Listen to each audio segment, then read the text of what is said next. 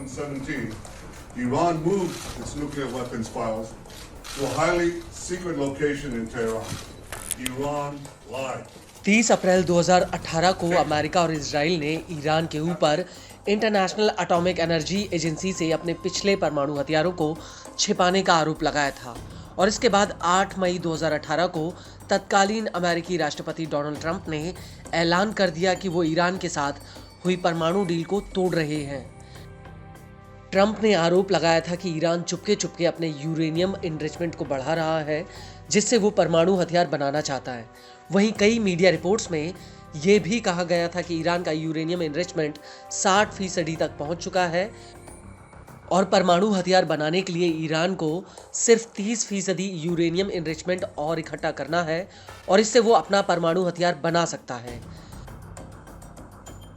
लेकिन इसी महीने डोनाल्ड ट्रंप की राष्ट्रपति के तौर पर व्हाइट हाउस में वापसी हो रही है और कई एक्सपर्ट्स ऐसा अंदेशा जता रहे हैं कि व्हाइट हाउस में आते ही ट्रंप ईरान के परमाणु कार्यक्रम के खिलाफ कोई बड़ा एक्शन ले सकते हैं। लेकिन ट्रंप के आने से पहले ही ईरान ने अमेरिका से दो टूक कह दिया है। दरअसल ईरान के विदेश मंत्री अब्बास अरगची ने कहा है कि ईरान का परमाणु कार्यक्रम शांतिपूर्ण है और सरकार के भीतर उसके ऊपर कोई भी रोक नहीं है। हालांकि अरगची ने यह जरूर कहा कि अगर उसके ऊपर लगे प्रतिबंध हटाए जाएं तो हम बात करने के लिए तैयार हैं।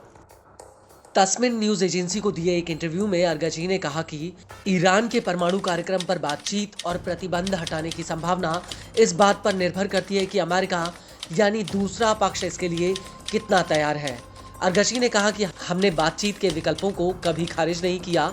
मूलभूत विचार ये है कि बातचीत सम्मानजनक और निष्पक्ष तरीके से होनी चाहिए, जिसमें ईरानी लोगों के अधिकारों का सम्मान किया जाए और ईरान की लाल रेखाओं का पालन किया जाए। अरगची का कहना है कि परमाणु समझौते पर बातचीत में ईरान का नजरिया ये है कि तेहरान से प्रतिबंधों को हटाया जाए और उसके परमाणु कार्यक्रम में विश्वास विकसित किया जाए। अरगची का कहना है कि ईरान पर ज्यादा दबाव और प्रतिबंध लगाए जाएंगे तो ईरान में उतना ही ज्यादा प्रतिरोध मजबूत होगा। और ट्रंप के पहले कार्यकाल में ये बात साफ हो चुकी है कि अमेरिका के दबाव का ईरान ने किस तरह से जवाब दिया। अरगची का कहना है कि अगर अमेरिका फिर से दबाव डालने के रास्ते पर चलता है तो हमारी प्रतिक्रिया भी उसी रास्ते पर होगी।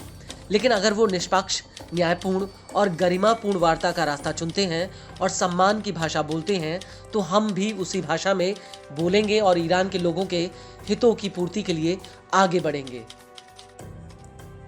इस सब के बीच आपको ये भी बता दें कि इससे पहले फ्रांस, ब्रिटेन और जर्मनी ने संयुक्त राष्ट्र में ईरान के ऊपर एक बहुत बड़ा आरोप लगाया था। इन तीनों देशों ने ईरान पर अपना यूरेनियम इनरिचमेंट 60% तक बढ़ाने का आरोप लगाया था।